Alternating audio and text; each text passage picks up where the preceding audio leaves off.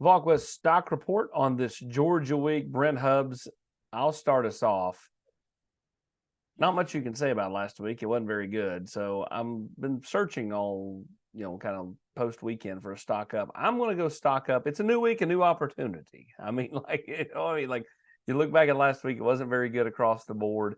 But you have an opportunity this week. You're playing the number one team in the country in all polls, whether it be coaches, AP, college football playoff. I mean, this is a Georgia team that you've not beaten since 2016 when Kirby Smart was in his first year as head coach. An opportunity that Tennessee will have on Saturday. They just need to bring it for 4 quarters. So I'm going to go stock up, just having a new opportunity after last week. Stock up for you.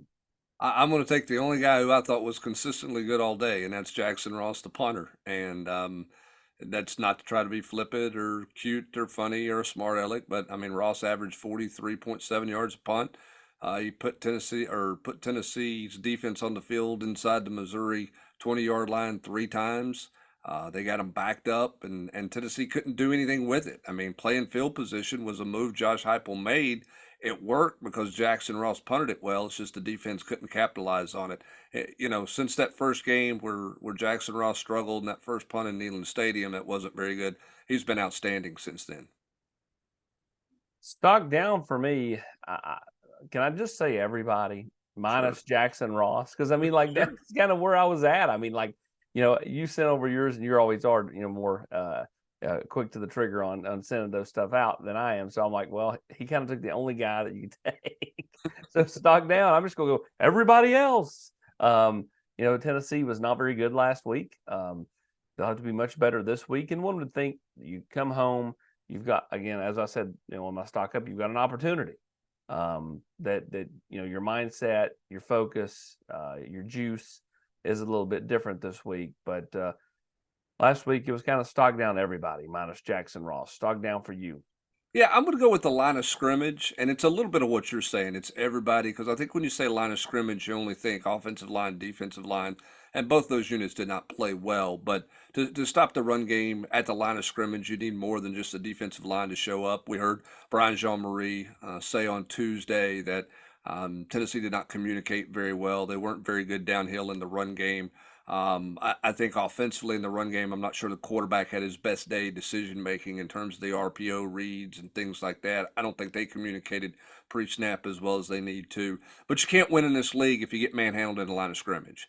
And the line of scrimmage went the wrong direction for Tennessee on Saturday. In the run game, Missouri was in the backfield, and Missouri in their run game was 5 or 6 yards downfield against Tennessee's defensive front. So you can't win in this league if you can't win between at the line, and Tennessee did not win at the line at Missouri.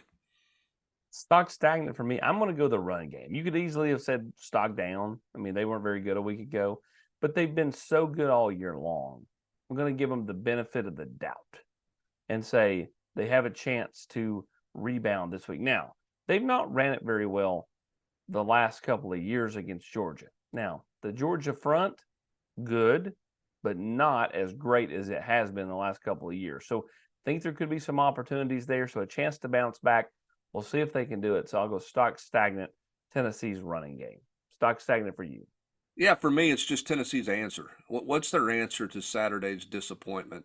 In game, they're having a trouble answering in games that they're losing. You look at it, it's 33 straight, or it's 20 straight, or 27 straight points. Tennessee's had a hard time, answering and stopping their runs. But for me, it's about how does Tennessee answer after the disappointment of Saturday. Cooper May said it on Tuesday. If you got to have a pep talk to get ready for this one, then I'm not sure what to tell you. It should be a given that this team bounces back and plays well. I'm not saying they win, but they play well. But you never know. And so I'm curious to see how this team answers the bell. And they haven't been in this spot many times in the last couple of years. When they have been, they've answered okay. I mean, after South Carolina, they played a really weak opponent. Vanderbilt, that was an easy answer. So we'll see. We'll see how Tennessee answers in this game against Georgia at home. With the crowd in their favor, can they make something happen there? It'll be curious to see what this team looks like this week after what happened last week.